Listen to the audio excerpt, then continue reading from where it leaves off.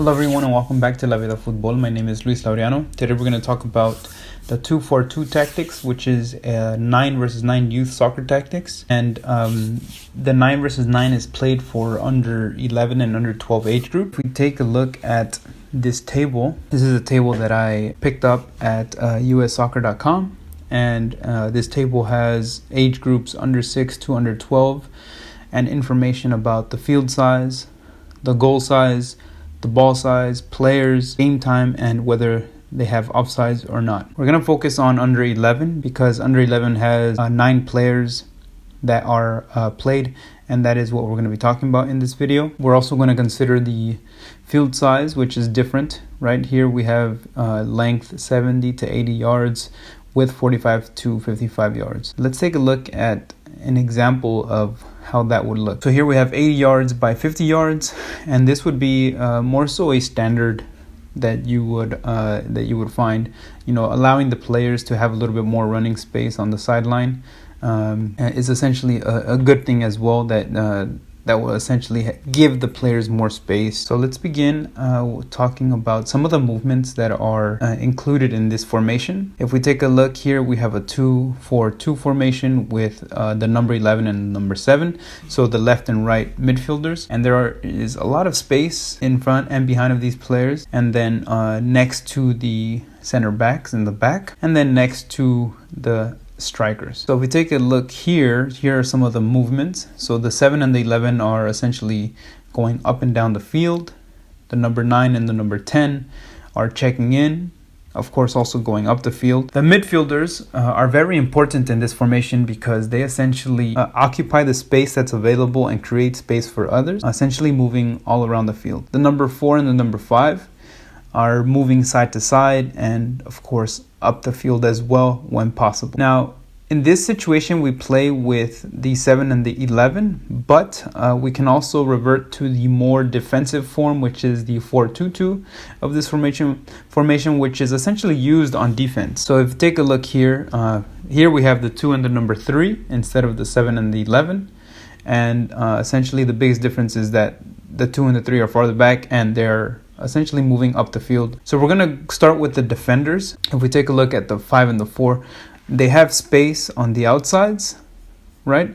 And we can use that space to essentially allow movement of our center midfielders. So here, for example, we can have our number 6 tuck in, and then the number 8 occupy the space that has now been created by the number 6. We can also, in this case, shift over to this side and then play the ball back to the other center back, and then our center back here, our number 4, can essentially dribble up the field. Okay, so these are the type of movements that we would do as center back. In this case, we have the number 7 and the number 11, so we will look at the movements that they do as midfielders, which are essentially similar to what they would be doing as defenders, but a little bit farther up the field. Allows this formation to use the 7 and the 11 as more so for attacking reasons. Okay, so here, for example, the number 11, if we focus on the tactics from the outside, so some of the things that we can do with this formation is create space on the outsides so that we essentially allow the number 11 and the number 7 to go one-on-one with opponents. Okay, so that is a tactical advantage that we have with this formation because we have space behind and in front of the midfielders or the outside mids, so that we can use that space either to create a run and try to get the ball from either the center back or the midfield on the run, or to get the ball on their feet and then try to go one-on-one with one of the defenders. Okay, so those are some of the typical movements and actions that we would, take advantage of with the outside mid. And of course, these players would be going up the field and essentially creating some crosses as well. So that's going to be an advantage with this formation, is that you have the space on the corners to be able to again go one-on-one and then essentially try to create a cross for the attackers. So if we consider now the center mids, like I mentioned earlier, there's a lot of space next to the 4 and the 5. So the 4 and the 5 can essentially open up to try to create some space there for the number 6. And the number 8 would tuck in and try to occupy that space to also become an option, right, for whoever has the ball, in this case the 4, the 6, or the 5. In this case the 5. We can go ahead and essentially check in there to try to get one of the defenders to essentially shift over, and then we can already start building the other way. So here the number 6 and the number 8 can also go back and step next to the center backs on the outside.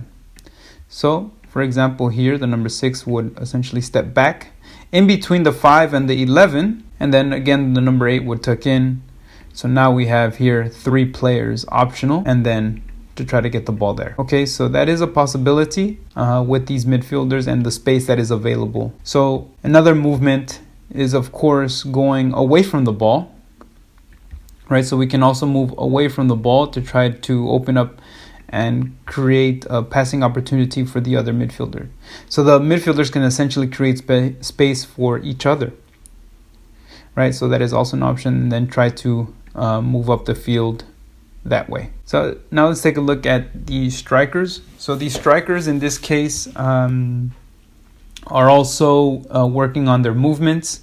So here, for example, there's a lot of space there, and our number 9 and number 10 could essentially work on checking in, trying to get the ball there, working on some wall passes as well. That's a possibility. Another possibility is, I mentioned earlier that the 6 and the 8 can essentially open up in between the center backs and the midfielders, or the outside mids. And this would essentially create space for a direct pass from the center back to striker. Okay, so that is something that the strikers can work on as well. So not only getting the ball in the opponent's penalty area, but also getting the ball around the midfield area, just for a quick check-in, for a wall pass, a touchback. These type of movements and actions are important as well with this formation. Now, before we continue, it is important for me to say that tactics in this particular age group is, of course, important for very competitive teams that are playing at elite levels. But if you are a coach coaching a youth team that is playing 9 versus 9, but your team is still not at a point where tactics is the main priority, then it's important to have these tactics in your mind and to work on these tactics when your players are ready. If your players are not ready, then you need to work on their technical ability so that they can fulfill these actions, such as going one-on-one, creating crosses, and essentially one touch back, wall passes. These are all things that are important for this age group to be able to be successful at these tactics. Here we're going to work on a little bit of the build-up and kind of look at some of the things that we talked about earlier. So here we have the 10 and the 9 switching. So that's something that is possible, right? That your 2 strikers are essentially going back and forth and switching, trying to confuse the opponents. So earlier I mentioned the 6 can tuck in, and if the opponents follow, then tucking in there, we can get a quick direct pass from center back to striker. Okay, so that is one option. We also had the option of the number 6 tucking in between the number 8, shifting, and then if the opponents essentially put that pressure, then we can move the ball quickly to the other side, and then here we would have a 1 versus 1 situation.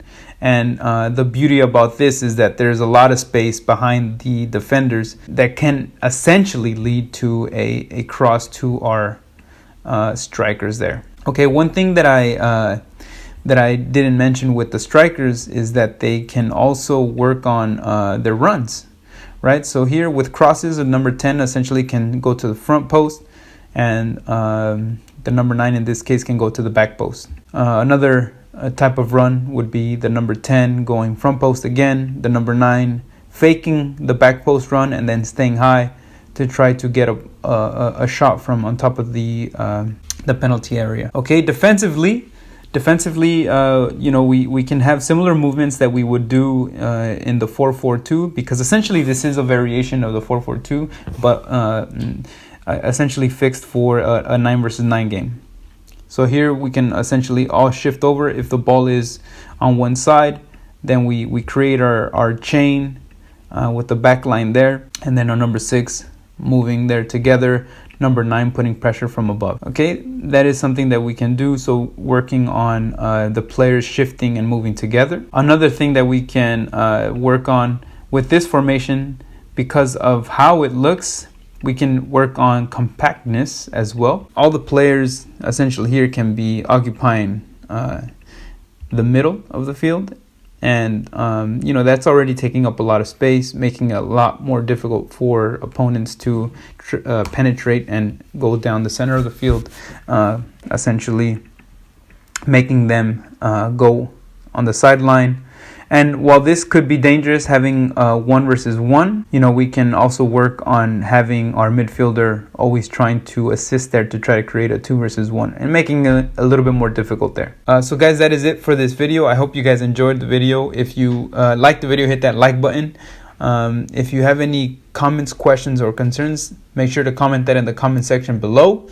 I have linked in the description the websites to the 2 images that I showed you guys earlier, and I have also linked some videos that I've made it previously of small-sided games. So these are some games that can essentially work on some of the ideas that we talked about here, some of the movements, some of the actions, and working on some of the technical skills that are necessary for this formation. Okay, so thank you guys for watching. Hit that like button. And if you haven't already, remember to subscribe. Thank you guys for watching. I'll see you guys next time.